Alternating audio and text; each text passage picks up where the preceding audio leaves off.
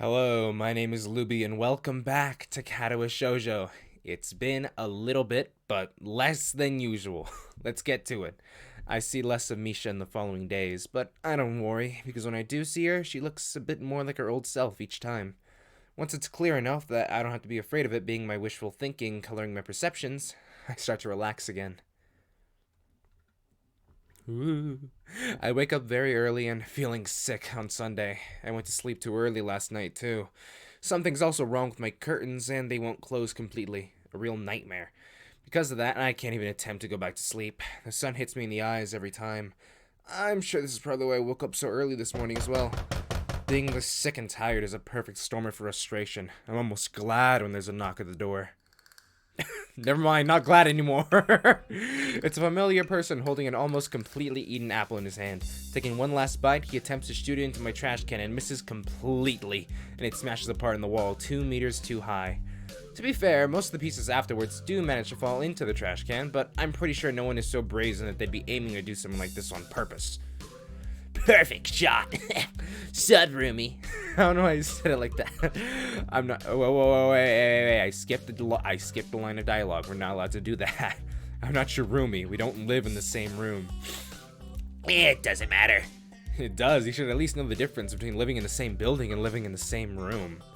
I need to use your room. For what? I messed up. I should have said absolutely not. The student council keeps delivering my mail, even though I asked them to put it in my locker or something. They keep putting it under my door, delivering my mail without me noticing it. So today I'm lying in wait to catch them in the act, like a detective or a safari hunter.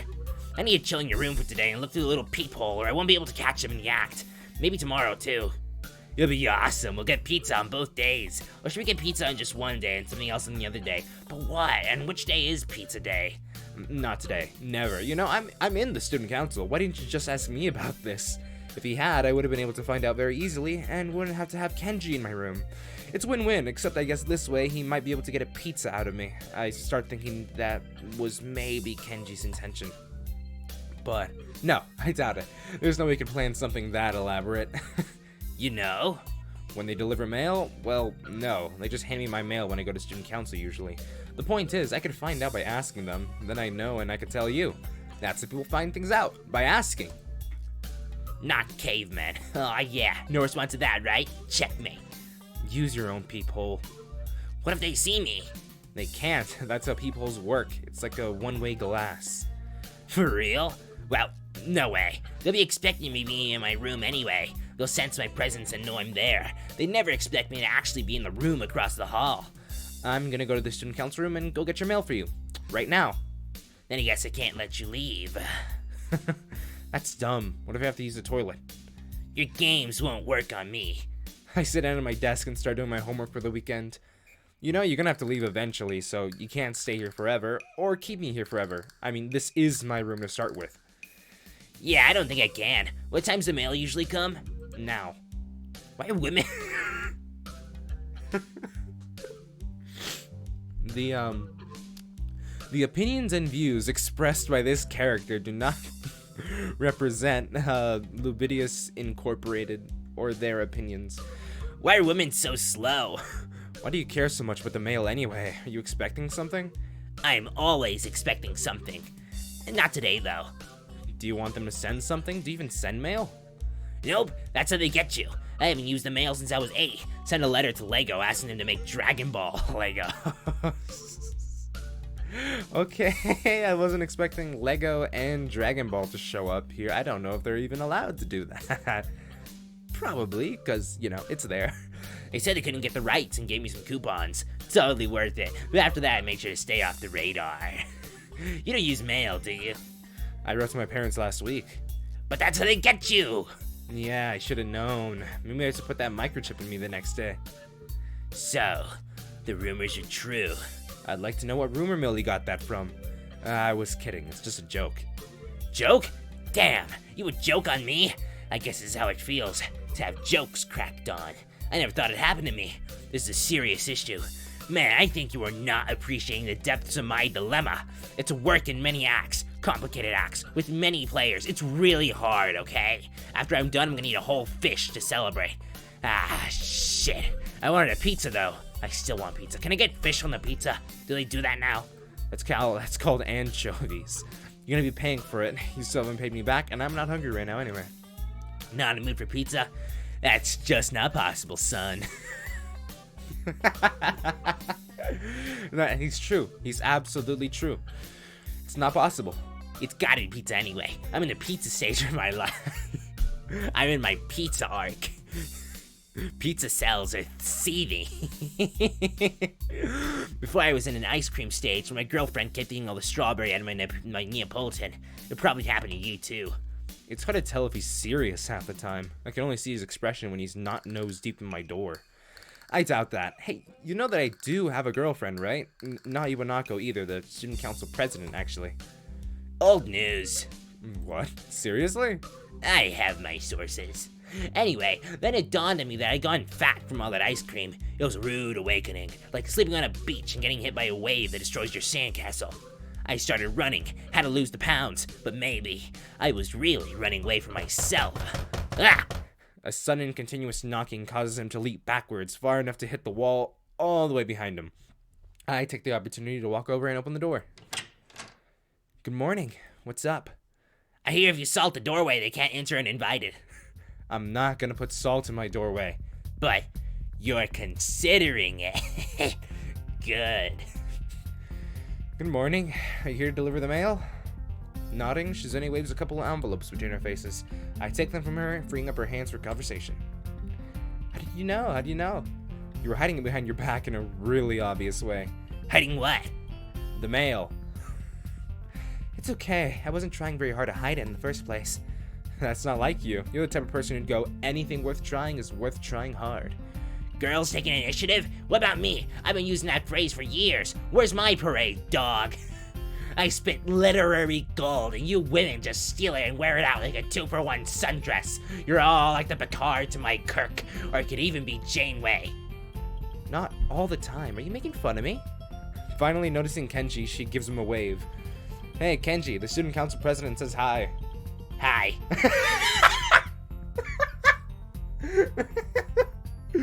God, Kenji.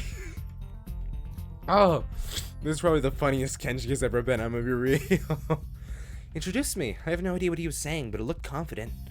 Oh yeah, no one is better at saying that kind of stuff confidently. I already did. I even introduced you by title. This is Kenji. He's the guy across the hall. His room is right behind you. Anyway, do you have his mail too? I'm only delivering your mail because it was there. I have early access. It's all about location. Consider it as a perk of being in the student council. That doesn't sound very fair. She takes a lot of liberties with her position. At least they're small ones. This is the first time I've really been able to see your room. It's a blatant lie, or she'd have signed it much faster. I'm sure Shizune remembers that it's not the first time. Why does he get to see your room and I can't? Is it a guy thing? It's not a secret club being a guy. It should be, with rings with big-ass emblems, and gold! Are you sure? Are you really sure? I always thought there was a secret brotherhood of men. Why is she ignoring me? Let me tell her about the guy club. Also, what's up with the hand signals? Is she trying to hex me or something? No, stay out of this. I'll have to translate anything you say to her, and I'm not sure if I can even handle it. And she'll probably misunderstand it, and then you'll probably misunderstand the reply, and I'll have to translate your rebuttal. Rebuttal? Why would I rebut? I like my butt. What is he saying? He says he has no rebuttal. Rebuttal to what? I haven't even begun to challenge him yet. I don't like the way she put that. So it appears that she wants to. But about what? It doesn't matter since it wouldn't end well. Don't pick fights where there are none. I've never met your friends. Why can't I? It looks like he's being passionate. I suppose with the way he's flailing around, it would be stupid to expect Shizune to think otherwise. Anyway, I'd better change the subject. Not that it would be likely to work on her, but I'm sure that she has to have come here for a reason other than just to drop my mail off. If it was something that tiny, she wouldn't even bother knocking. You didn't come here just to give me my mail or chat up my friends, did you? Shizune snaps her fingers in mock frustration. It's as cringe-inducingly loud as ever. You're right. Let's go somewhere again. Do you have somewhere in mind already? You're right again. Let's go to the usual place. She whips out a bag of neatly wrapped containers from just outside of the doorframe. I'm guessing they're filled with food, and this time it doesn't look store-bought. Settling it down between her feet, she continues. It's after me. This is the real surprise, see? I had to have something over everyone at the end. I agree in the way people normally do when someone makes a statement in front of them that tells more than they meant to tell. Well, fine. If you're both going to ignore me, I'm out of here. So cruel. You'll regret this. Okay. Ah. Oh wait, where's the hide button? There's the hide button. Ah. Ah. Not long afterwards, we find ourselves on the school roof. Is it normally deserted at this time on a nice day like this on the weekend? Nah, of course not. I can only think that it's because of Shizune. Not that clearing out a roof would require anything more than posting a sign on the door. The empty plastic container Shizune had packed our meal in lined next to me. It was another quiet meal since holding chopsticks prevents us from saying much to each other. While it's not blowing hard enough to be a problem, the wind is a little strong today. It blows the plastic bag loose from under the empty containers, so whips around for a bit before rolling over my legs and getting caught on the tip of Shizune's shoe. Immediately, she grabs it and starts signing, not looking happy that I'm laughing at her, even though she's trying not to let out a laugh herself. With the bag in the way, however, she has to eventually sit on it to continue. Very funny. How was it? The food? It tasted familiar. That means it was bad. No, I remember eating this exact meal before when you made it. Not exactly the same. The fried shrimp was new. It's the only thing I knew how to make, but I should have improved. How many times have you made it before? This is the second time making this particular meal. Cooking. Next time, it's your turn to try it. The way she keeps tugging on the corner of the bag is bothering me. I think I know why she's doing it. Is it really bugging you that much? I want to pack them up properly. It's okay, I'll get them. As I'm picking them up, I realize she must have brought a lot of food to be able to fill all these containers. I didn't even eat much. Shizune must have some metabolism in order to pack all that away. Even though I've only been up for a second, it's long enough to stupidly trip over my own feet. Barely managing to break my fall, I end up landing on my elbows and knees right next to Shizune's lap. Ow! As I pull myself back up, hand gingerly held on my chest, all I can think about is how my knees hurt and how this fall could have killed me. I feel nauseous. Shizune gives a helpful push on my shoulder to help me upright, though I notice her eyeing me oddly. Unfortunately, even a light shove is enough to take me by surprise. Are you okay? I nod, but we don't return to sitting beside each other. Naturally, being alone with Shizune is going to involve a lot of silence, but I only start to notice it now. The typical sign of awkwardness. Again, she's the one to break the ice. I was expecting you to try something dirty. What? ... And now the mood is back to awkward. How's Misha?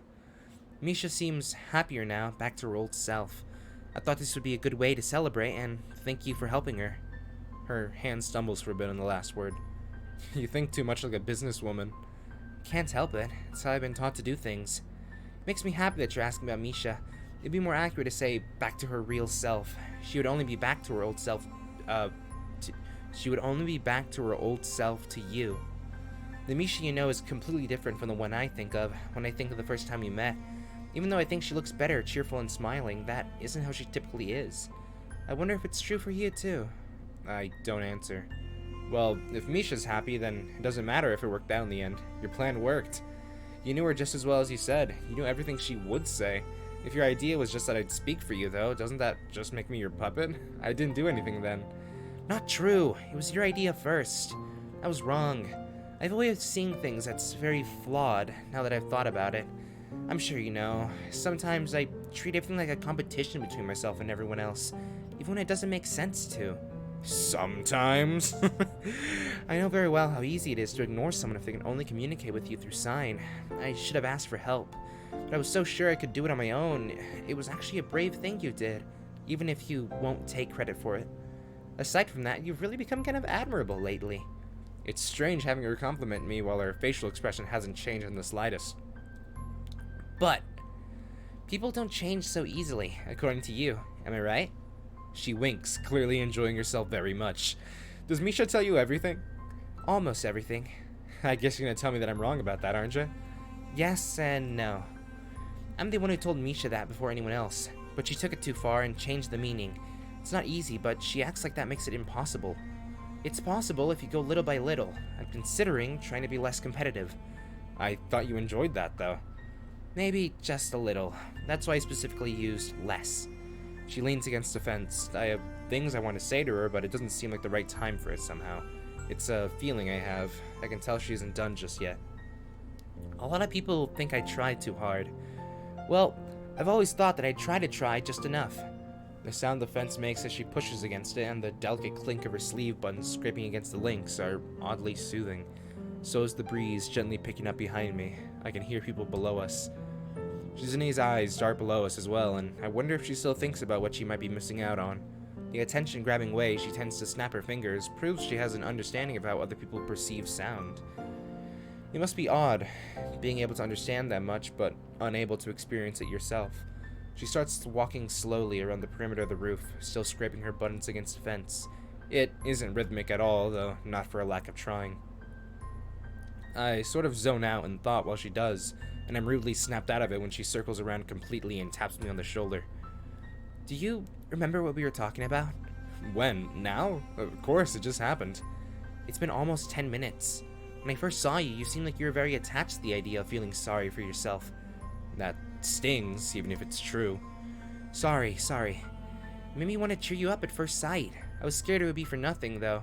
I couldn't help thinking it'd be hard to change your mind. But you did. I thought that was very surprising, and also that you might be kind of easily influenced. Still, I was surprised. It made me reconsider a lot of things, like that maybe everything was worth it in the end. Everything? That's why I like you. I see. It's nice to finally know.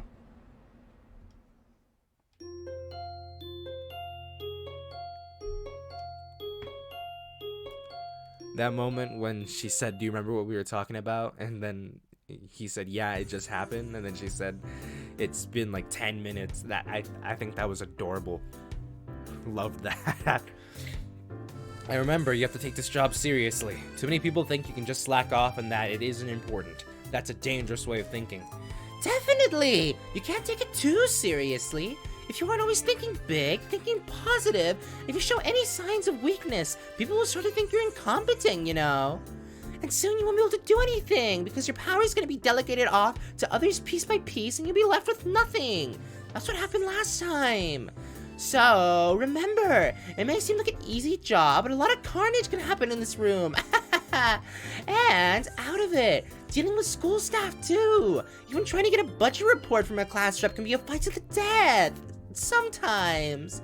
Yeah, it's kill or be killed. There are no friends in the pits, and you take no prisoners. Are you sure about this? Is this right? You don't seem excited enough. I have to make sure it's getting through properly. Once more, with feeling. Whoa, who are these people? Shizune twists her hands like a maestro for emphasis, visibly intimidating the two girls standing at attention in front of us. To think this all started because one of them asked if she wasn't taking her job too seriously. Do you understand? Do you understand? Pretend I'm shouting it. Okay, we got new characters. Oh god, he can't do this to me. I was just getting used to the characters' voices and you throw two new ones at me. Come on, game. Okay. This student council is so weird. Yes, sir. Sir? Who are you guys talking to anyway? It's not weird. You have to think of it as a job. If you want, think of it like they're paying you with the right to use this great office. You want another lecture? No. You can go now.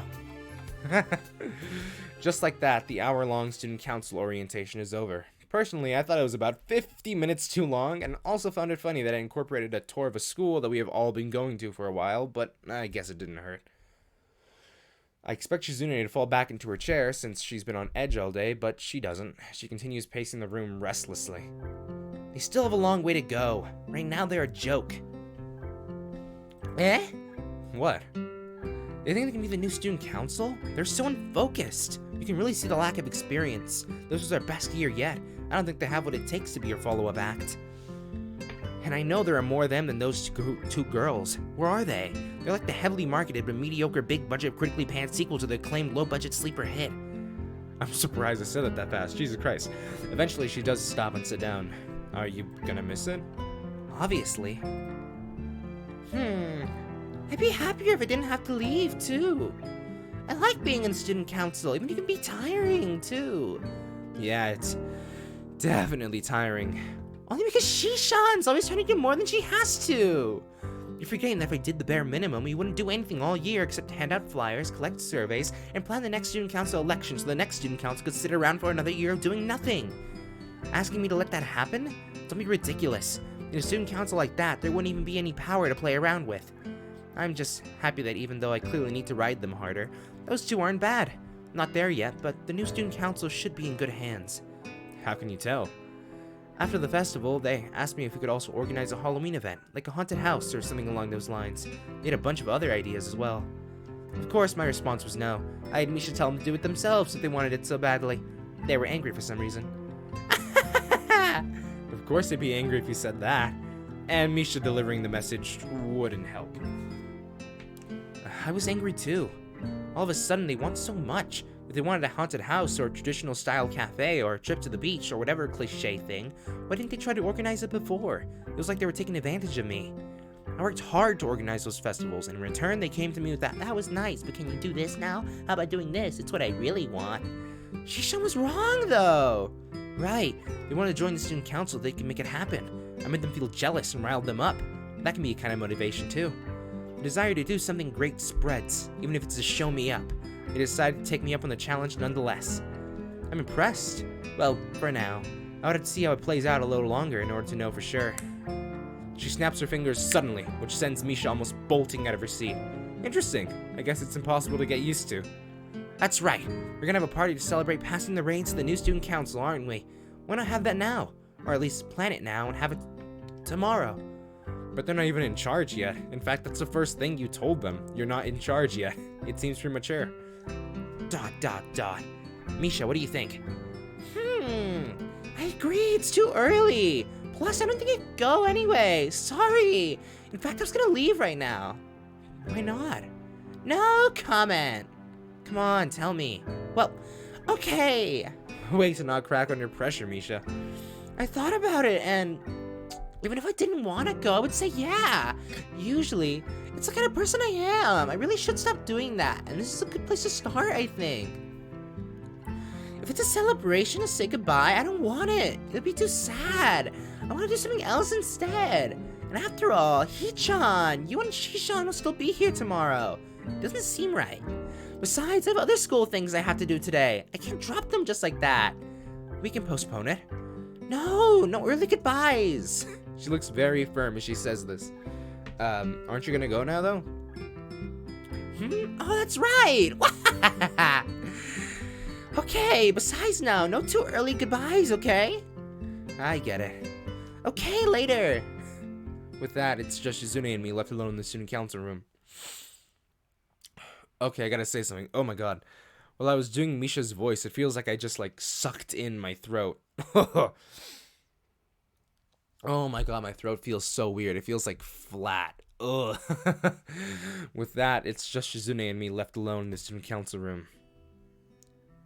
Sunset slowly changes to night as we sit in silence, both searching for something to say. Would it really be that bad? Yeah, I didn't think about it like that, but Misha's right. Parties set a mood, and it would be a sad one. A sad party doesn't sound like a whole lot of fun. Why would it be sad?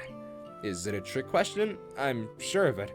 Shizune's eyes pierce into mine, waiting for my answer with a detached, analytical stare that I haven't seen in a while, but feels familiar anyway. I consider my answer carefully, but also what it means for her to ask me. It could be that Shizune finds it depressing as well, or it could be that she doesn't understand why anyone would find it depressing. Both are equally plausible. I had a thought that when you graduate, that's it. It's gonna be the end of the student council. I was wondering if you had the same idea. Don't be stupid. I look forward to it. I won't be a student anymore, so the expectation is gonna be completely different. People's expectations of me and my expectations about everything else. It seems exciting. As for the student council, it should be in good enough hands. I don't have anything to be sad about. I don't think you're being honest. You looked upset about having to give the student council up not even a few weeks ago. It wasn't about leaving it to a bunch of newbies either. It was having to stop doing student council work at all. Unexpectedly, Shizune smiles. So you're not disagreeing? Then it doesn't make sense. Why would you want to have a party about it? I'm trying to get over it. Besides, goodbye celebrations are very important. Oh, people say the first step is the most crucial, but following it through and finishing cleanly are just as important, right? I guess that's true. Anyway, I don't consider it goodbye, but it's still an event. You still have to go through the proper motions. Aren't you going to? Aren't I going to what? Kiss me, of course. Is that the proper motions? It'd be normal, wouldn't it? The natural thing to do. It's time to act decisively. If I don't, I'm sure my heart will explode. Literally. I kiss her immediately, so quickly that I don't even have time to enjoy it. Even though she was prepared for it, Shizune blushes a deep red. I feel a similar heat rising in my neck and cheeks. Oh no. Really, you two? In the student council room? Huh. Degenerates, the lot of you. Anyway, okay, I guess we're doing this now. I hope you don't mind if I go back to my usual try to speed through it and read only, like, the cute parts. I move in for another kiss, but as I do so, she moves backwards at the same time and impishly jumps onto the cabinet behind her. Alone in the total silence of the room, we just look at each other for a while. I'm glad. Okay, I don't have to censor this just yet. There's nothing on screen. This time I kiss her more deeply. Her lips are light and dry and open a tiny bit. I'm only able to appreciate the sensation for a moment before Shizune starts kissing me back forcefully. Her bangs brush against my closed eyelids as I let myself sink deeper into the kiss. I can feel the shape of her body through their clothes, which only makes me hold Shizune tighter. Okay. Okay. Remember why you're doing this. Remember why you're doing this. Actually, every single one of these scenes has had a good moment in them, so this is why you don't skip over them. It takes some effort for the both of us to draw back from each other. We're both blushing, both from the kiss and thoughts of what's to come, and I'm far from the only one breathing a little heavier. As Shizune begins to take off my tie, I start undoing her blouse. It takes a while to figure it out, and I never really thought about how her school's blouses work before. Shizune's blouse is a little tight on her, and her arms get stuck for a moment because of it. I find myself peeling it off of her, although with the way she's trying to wriggle out of it at the same time, it isn't easy. The sight is a little comical.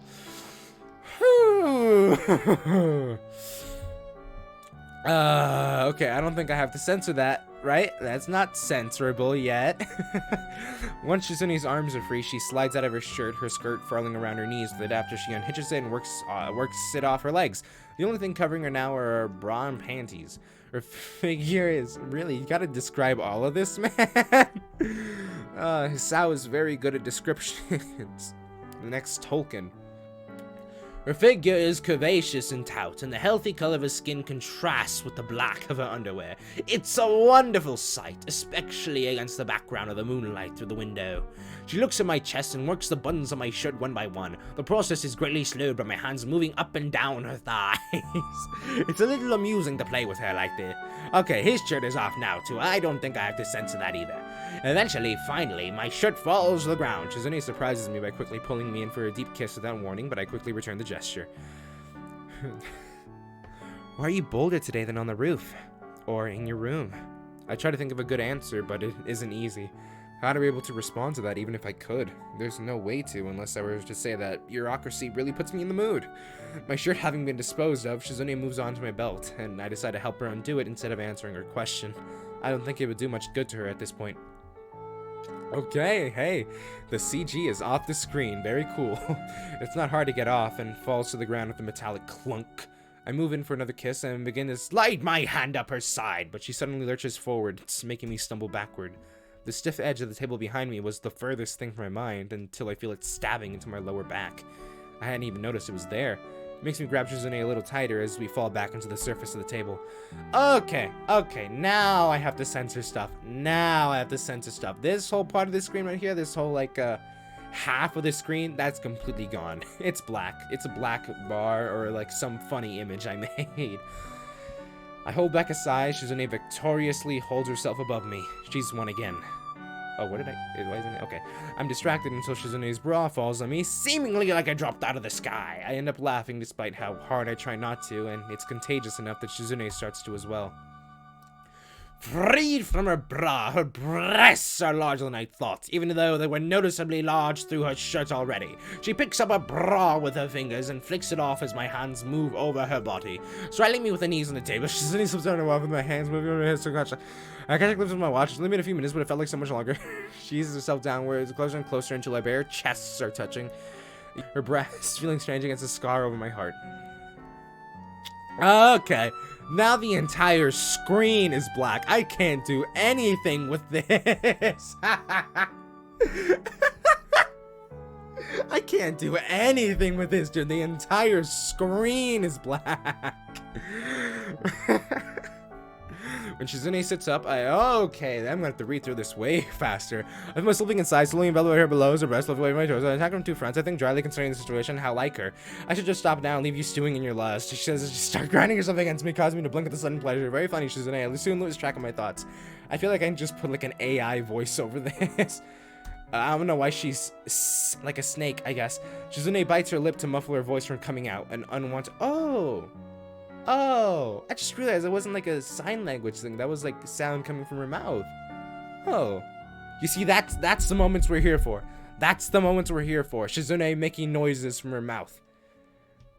I guess that's what we're here for. That's why we read these scenes, damn it.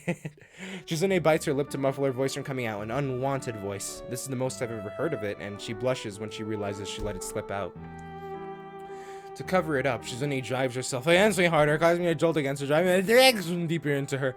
I thrust my head toward her, the sudden sensation of movement, and Shizune fights against me, trying to pin me back down when I manage to pull my arms out from under me. In that moment, her hips thrust back with even greater force in response. To send Shizune's soft restraint moans on the side of her. I don't even know if this text is visible on screen for you guys or not, but oh my god. This is like, I don't know, this is like the 5th game I played for the channel. Man. Okay. The sound of Shizune's soft restrained moans and the sight of a bountiful breast moving up and down each time her hips buckle against mine grow more rousing with time in the stillness of the student council room. You see that? I'm not gonna voice that, but you can see that. I'm pretty sure this text is visible on screen. That's cute. I almost can't take it anymore. The pleasure sensation welling up behind my legs, multiple pressure Shizune's way on top of me. However, me to think my hopes start bugging by themselves. Shizune's hands push mine down onto the table. Every motion of hers is a push some kind of table under us, rattles under a combined way. I doubt it will collapse, so the noise is really something. I want the table to break under them. Not that Shizune notices. Her pace only grows faster until it feels as though she might shove me across the table with how forceful she's being. Without warning, her movements come to a final crescendo. Suddenly, she stops, almost falling onto me with enough speed that if she didn't catch herself, it would have probably knocked us unconscious. The worst situation possible if someone happened to walk in while we were knocked out. I'm surprised, but not enough to forget that we're both naked and the sudden painful interruption that just happened. Why did this have to happen? Was it intentional to leave me stewing in my own lusts? Shizune lets out her breath sheepishly, realizing it at the same time as I do. And that's a naked sprite. I'm gonna have to put it black. There's so much censoring, God. Sorry, I tripped or slipped or something like that. I had a thought. Is the door unlocked? She quickly gets off the table and bolts over to check and locks it, unlocks it, and locks it again, pulling on the knob just to make sure. When she's finally sure, she makes an out-of-place motion with her hands. Safe! I'm glad you can take things so lightly. I didn't do it on purpose. Why didn't you take the lead then? Come on. I grab Shizune by the shoulders and try to put her on the table inside. Her brow scrunches in displeasure as the edge of the table pokes her in the back, just as it did to me. She opts to help herself up onto it. There's more?! Okay. This is also the first time we've seen Shizune lying down unclothed. The contours of her collarbone and breasts are beautiful, and my eyes follow them down to her shapely hips. A delicate hourglass figure. I run my hands along the curve of her body from her shoulders on down. I slowly insert myself into Shizune up to the hilt. What the fuck?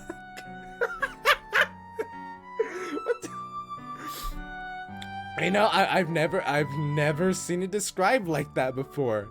Inserting it up to the hilt. What the fuck? An intense warmth and time surrounds me, and I start pit. What the fuck is up with this? I start pistoning into her.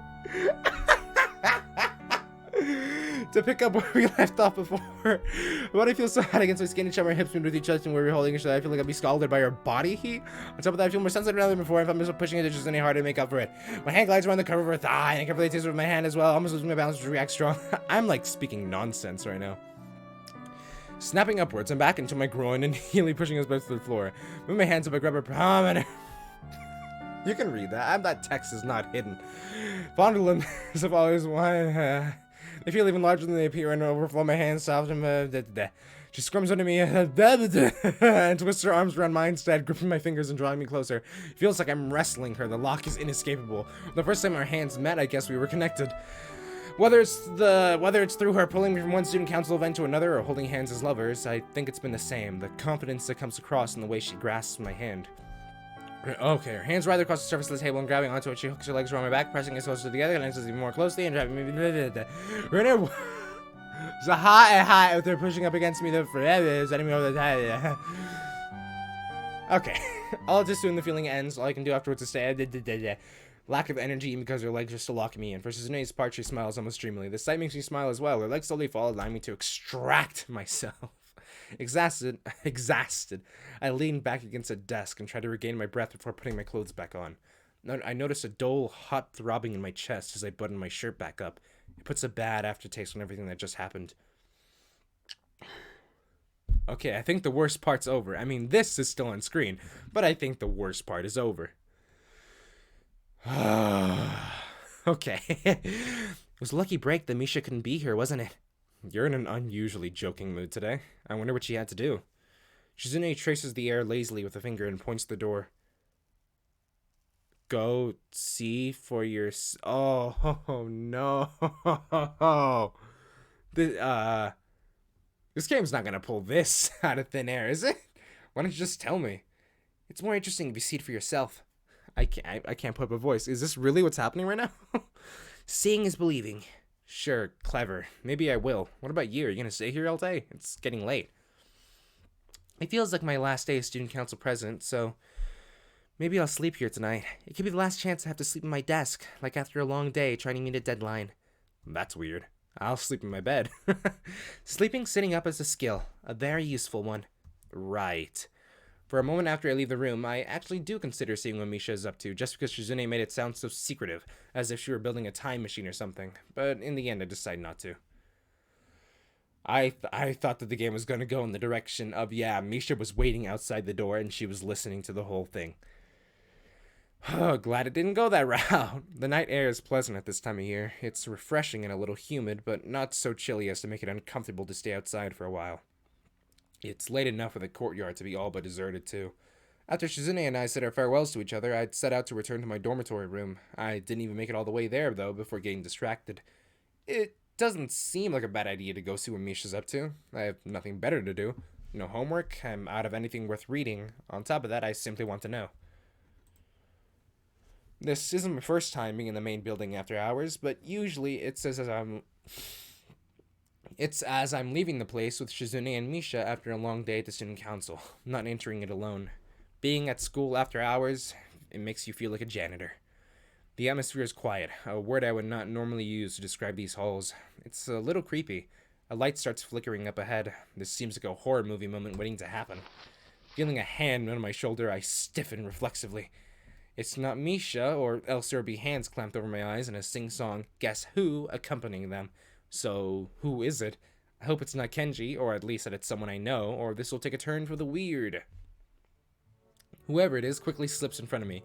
It's Shizune! What are you doing here? I'm so relieved that I forgot to sign it. Shizune puts a finger up to her lips. I guess even though she can't hear, she has some idea of what loudness is, and can tell from my expression that I was being loud. And apparently, being loud isn't a good thing right now. But then, why is Misha her interpreter? Oh, very funny. Why are you here?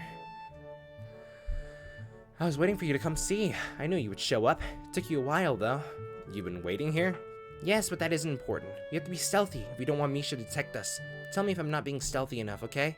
With that, Shizune starts slowly tiptoeing through the middle of the hall. I pat her on the shoulder just to get her attention. That's not stealthy. Why do we have to be stealthy? She refuses to answer, probably because signing and walking stealthily at the same time doesn't look easy.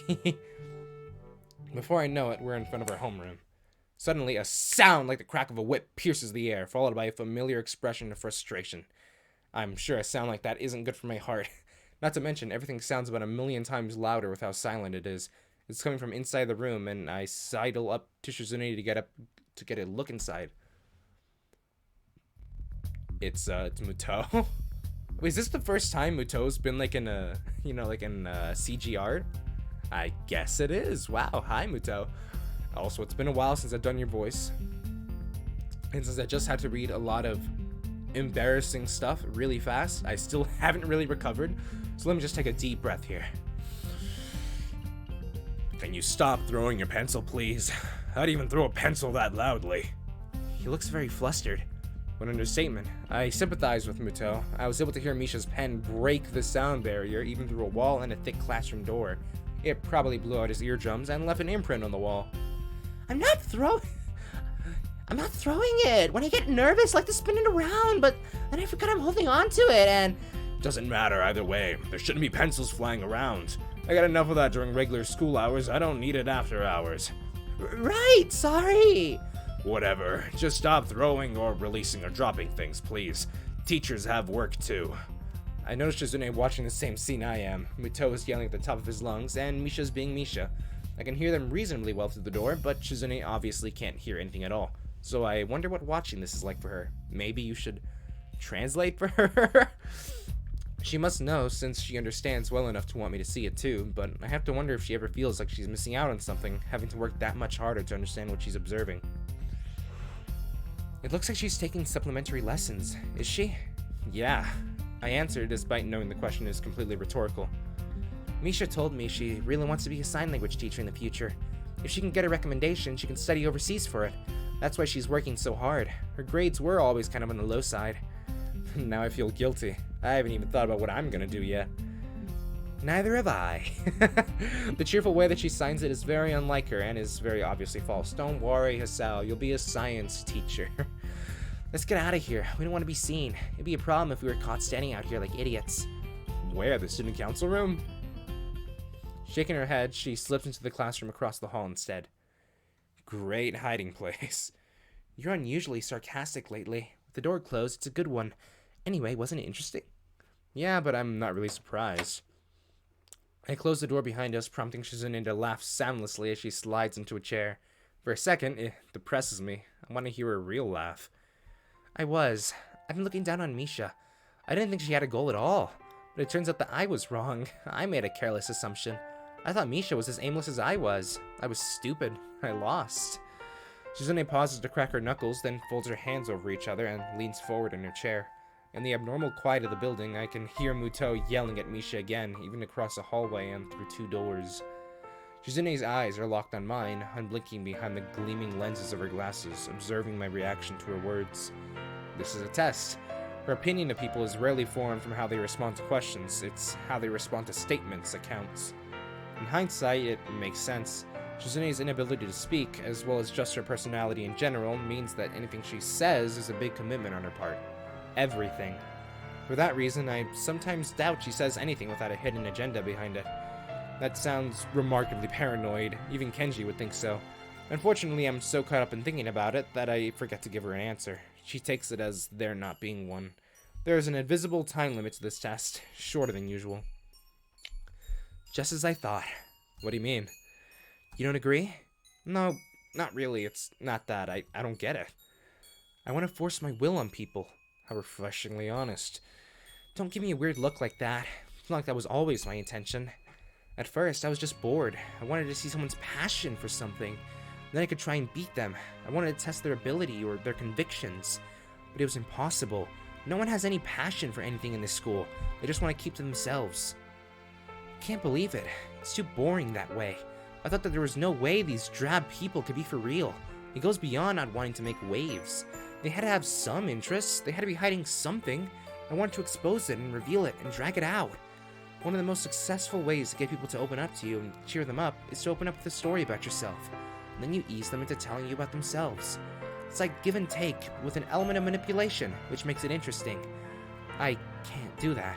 If I attempt to have Misha talk about me, for me, it makes me seem arrogant. The message has to go through a messenger.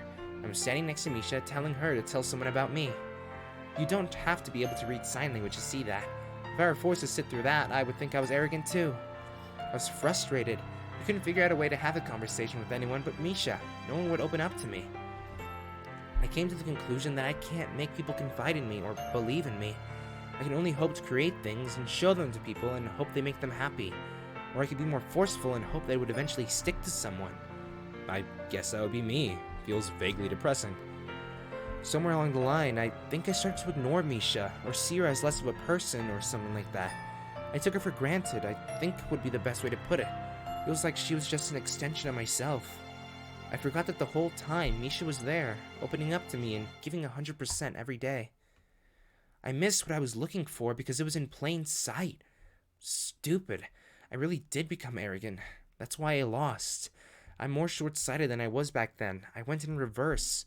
She's pacing back and forth now, almost brooding, yet still filled with so much energy that she can't stand to stop moving. If you got her to hold 2 wires, I'm sure Shizune could power a light bulb. It's odd they could have such a light-hearted thought while she's being so serious. And in spite of that, Misha tells me that I'm her inspiration. Isn't that ridiculous? I'm not the kind of person who can inspire others. Even if a person who inspires you is flawed, it can be acceptable. I've thought about that. There's even acceptable hypocrisy. For instance, if your hero was an athlete but unsportsmanlike, they could still be respected for their athletic ability, even if they had shortcomings as a person. However, she snaps her fingers briskly. It sounds like a thunderclap in the empty room, and Shizune takes a few seconds to stretch her fingers. Come to think of it, this is the most she's ever signed. If someone like me has no goals, it'd be totally unacceptable. It'd be the worst kind of hypocrisy. And hypocrites don't reserve responsibility over anything. They can't even manage themselves. How incredibly pessimistic. It makes me angry to think about it. I would hate myself just a few months ago. This must be how I look to others. And funny enough, it was Shizune and Misha who convinced me to stop. Without them, I'm sure things would be much different, and not for the better. Lately, I feel as though we pass around our miseries as much as we're supported by each other, but I think it just comes with the territory of having friends and being close to someone. You're the leader anyway. It's only because no one else wants to be. But that means you still are, since people are putting their trust in you anyway. In fact, doesn't that make it more important? Either way, you are the leader. You are the inspirational figure, whatever you want to call it. You're responsible for what you tame. I read that in a book somewhere. That's clever. Shizune only seems to show what she's feeling on her face when she wants to, but I don't think she's being sarcastic. I don't want to tame anyone, though. Being the leader and being looked up to, then. Same thing. I never wanted to be the leader. It just ends up that way. I don't believe that. All you do is try to grab more responsibility. Wait. I wasn't going to tell you that I don't enjoy it. I don't care about being the leader, but I don't mind. I don't care about being the best, but I don't mind. You're right, though, about me wanting responsibility. Of course I want more responsibility. Having responsibility makes me feel alive. That's why I joined the student council. If there's no pressure, I just can't stand it. Even so, now I'm the leader. I always thought being the leader meant you give orders, but it really is more. It's about having a goal. If I don't have a goal, then it's pointless. People would only be following me for my own enjoyment. It'd be selfish. It's a strangely moral viewpoint for a person who seems to love one-upping others so much. Resting her chin on her tented fingers, Shizune looks disarmingly childish as she thinks hard about her problem. The expression on her face is a little comical because it's too obvious and therefore very unlike her. It comes with the job. I think you'd have to be a leader. You wouldn't be satisfied with anything else. You would just get bored. Shizune doesn't reply, but from her annoyed expression, I think I've guessed correctly. I've been thinking that I need a little direction too. Were you told that it's important to contribute to society? What an unusual response. It's so out of nowhere that I don't know how to respond. And it also bothers me, though I don't know why. Possibly because it doesn't seem like something that would come from her.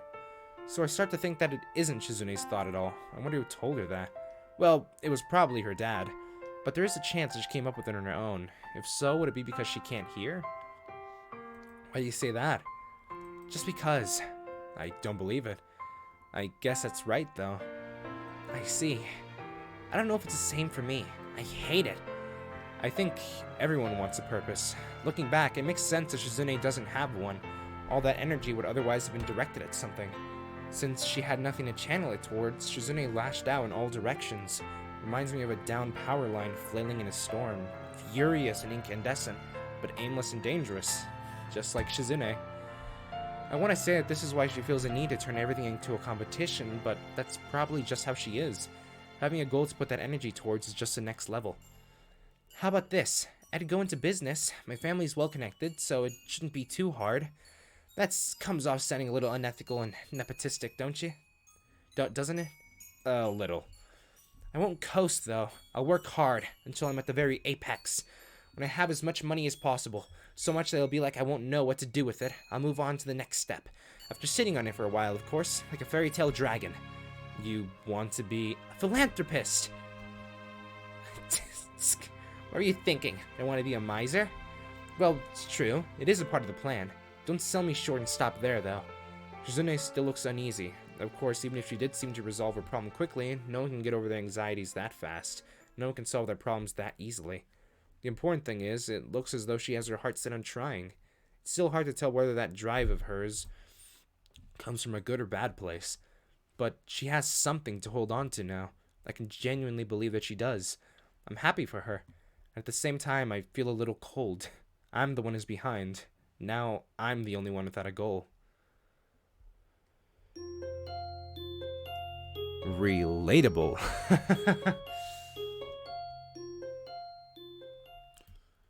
Whew. Okay. I believe we can say that was an episode of Katawa Shoujo. I mean, really, we gotta mix up everything here. Anyway, that's all the time I have for today. Thank you so much for watching this episode of Katawa Shoujo. Hope you enjoyed me stumbling over all my words and being nervous beyond all belief. Next time, I guess, like, this seems kind of, like, end-y, right? It feels like we're getting really close to the end here. I mean, we're, recovering with Misha. Shizune has a goal now. I feel like we're getting to the end here. Maybe next episode will be the final episode, or maybe there'll be like 2 more. But we'll find out next time. I'll see you then. Peace.